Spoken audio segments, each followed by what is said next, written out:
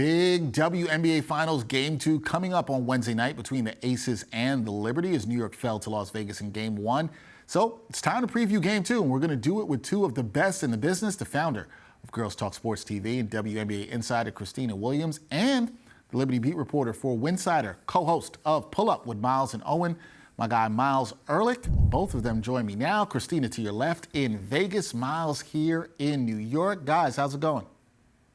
It's going good. The weather's super great here in Vegas, so. I'm good. Yeah, That's good. You enjoying the good Vegas weather? Here. Not as warm in Vegas as you know here, Myles. And Myles, I got to say congratulations to you. Just got married. Hope you had a great wedding. How are you doing? I'm doing great. Ready to lock back in on the finals. Only missed one game. Only missed one game. DNP for Myles on Sunday, and Khristina had a DNP for those keeping attendance, but she's generally always there. Khristina, I'm going to start with you. We're going to start by talking about the Liberty's perimeter defense. It was not good at all on Sunday as the Vegas guards torched Sabrina Ionescu and Courtney Vandersloot. I would expect the Aces to try to target those two guards again in Game 2. So what adjustments do the Liberty need to make defensively on Wednesday night? Yeah, Dexter. So coming into this series, I had mentioned that was one thing that the Liberty have been trying to work on all season long, how to utilize their guards on the perimeter for defense. And we saw what happened in Game 1 of this series between Aces and Liberty. As you mentioned, they got torched. I think that in order for the Liberty to have somewhat of a fight in this series, they have to make the necessary adjustments, and that starts with putting some of your best defenders on that perimeter. I think that if the Liberty can give Kayla Thornton, more of those minutes to be over Sloot to be able to guard that perimeter, it'll definitely help that New York Liberty defense a lot. And also, I think Maureen Johannes did a pretty good job in the first half of that game as well. And so just figuring out their rotations in terms of the roster and really focusing on that perimeter by putting some of your best defensive players at the top of the defense. And we said last week, Myles and I, about how the Liberty focused on deep zone sets as well. So maybe they do that again in some spurts and just have some of their best defenders on the perimeter. We saw the Liberty use a little bit of zone late in Game 1. It'll be interesting to see if they do that again in Game 2 and if they try to go with larger lineups to throw at the Las Vegas guards there. Myles, I want to ask you about the Liberty shooting because it was a poor shooting second half in Game 1 for the Liberty. Which players do you think need to get going offensively for New York in Game 2? This was a very interesting way for me to absorb this game, having first seen the box score, missing completely. I was completely, like you said, a DNP on Sunday. So I read the box score first and then got to watch the game to see how things went. And I was surprised to see that there weren't as many coverage changes in the second half in slowing Jonquel Jones because she was a dominant force in the first 20 minutes of this game. She basically almost hit that double-double at halftime. She had 12 and 9 at half, but finished with just 4 and 1 in the second half.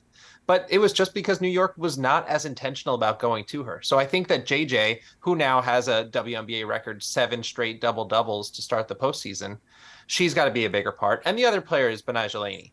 She finished with 11 points on 5 of 8 shooting, but that means that she just hasn't shot the ball enough. In their 5 wins this postseason, Betnijah is averaging 19.8 points on 52.6% shooting and knocking down 2.8 threes per game.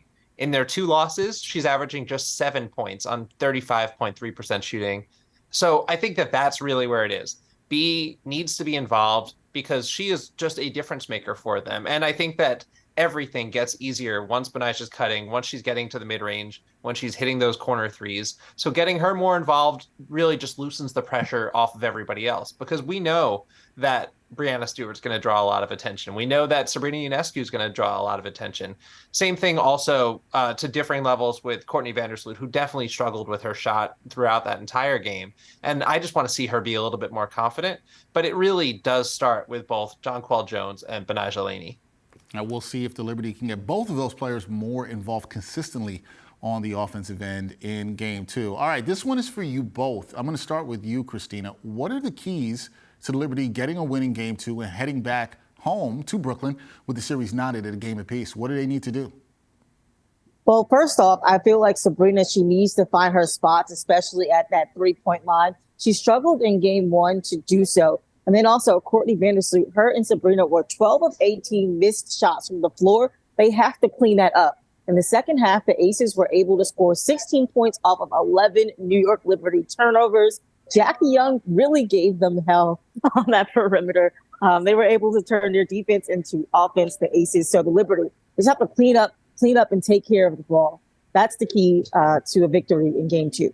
There you go. Ball security is going to be important. What about you, Myles? What does this team need to do to even this series up at a game apiece coming back home?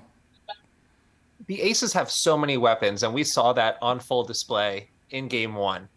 I don't even think you have to say that New York needs to stop everybody, but they need to stop somebody. There are 4 players on this team that are difference makers, and all of them really showed out in game 1. So Jackie Young, like Khristina said, was phenomenal. Kelsey Plum had her strongest game against the Liberty all season long.